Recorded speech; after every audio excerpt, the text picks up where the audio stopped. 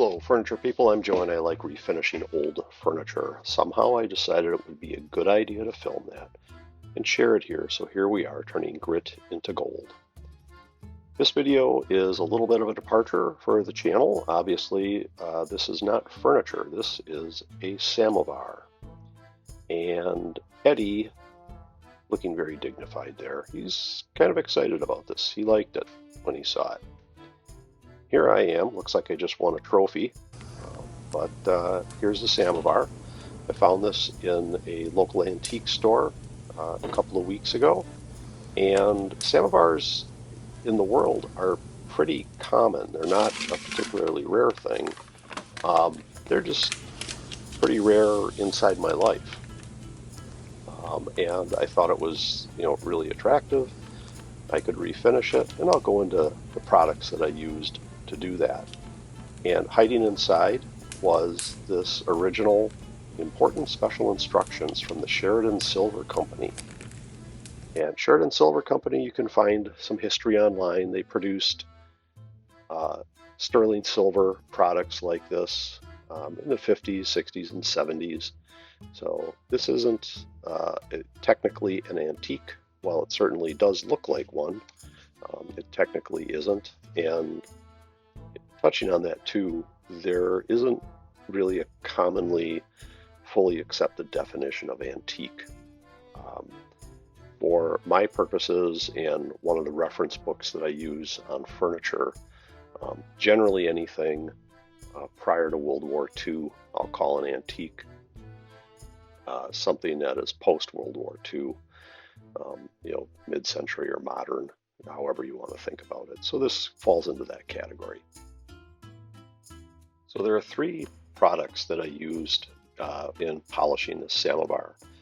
And what I'm working with in this shot right here are called Weeman silver wipes. And I'll put product links in the description below. These are specifically designed around polishing sterling silver like this. There are other products on the market, and you want to read it carefully. Some are for polishing copper, some sterling silver, different kinds of metal and stuff like that. And without doing any research on it, my guess is that both the chemicals, because you're dealing with different metals of different density, the chemicals and or grit in a polish are different sizes. And using something that, say for example, is copper on sterling silver, you might end up with scratches that you don't want, things like that. So you really want to stick with a product that is right for the metal that you're working on, the type of metal. And again, this is sterling silver in this samovar. The second product, and you can see it there with a little blue cap in front of the samovar, is called Wright's Silver Cream. This also worked very nicely. There's a little pad that comes inside the container there, and it's kind of a purple color polish that you put on, and it also does a very nice job, just like the wipes do. And in a bit, we'll come to the third product that I used, and it had a fairly specific use case as I got to some of the more detailed work on the samovar. And speaking of which, a little history of samovars, and I'm reading from Wikipedia right now. Samovar literally translates from Russian as self-brewer, and it's a metal container traditionally used to heat and boil water. And while originating in Russia, the samovar is well known outside of Russia and is spread to all over Europe, Western, Central, and South Asia. Samovars are typically crafted out of plain iron, copper, polished brass, bronze, silver, gold, tin, or nickel. And a typical samovar has a body, a base, a chimney, a cover, and a steam vent. And it's used for, again, serving hot tea or coffee. Although as I post this video, Easter is approaching, and I will discuss later in the video briefly the idea that I have for some Easter use of this. So the process of polishing it isn't it's reminiscent to me of working on a piece of furniture, sanding down the wood.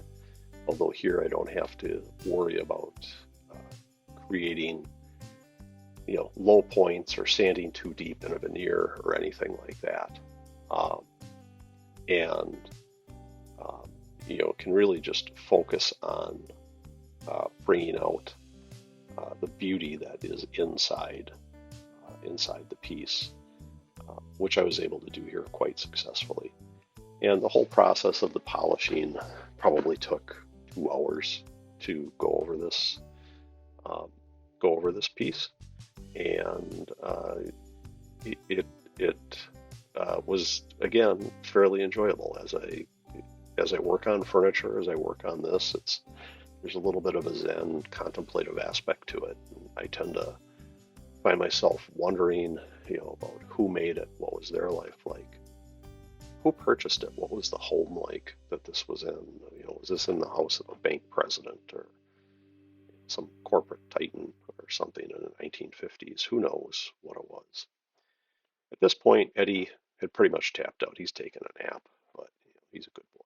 So, and here we are, and I'm working with the third product now. And as I was going, and as you get into the particularly detaily parts of this, I had a recollection of commercials from my youth of a product called Tarnex, Tarnx.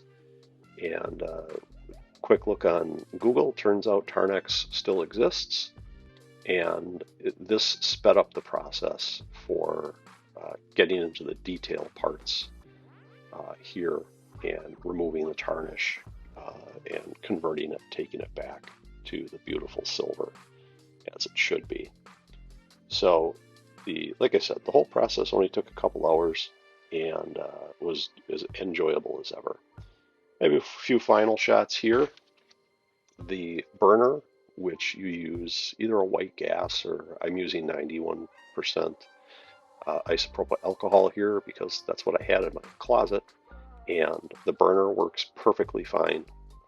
And you could heat tea in this. And as stated, and I won't be heating this, but in Easter coming up, I am going to produce a fine mix of a vodka lemonade, a pink vodka lemonade, and our family's going to have a lot of fun dispensing this from this samovar. That said, I want to thank you and for watching this video. I'm happy that I could share this with you. I hope you're enjoying this process of me returning items to a beautiful state of usefulness. And stay safe and be healthy, everyone.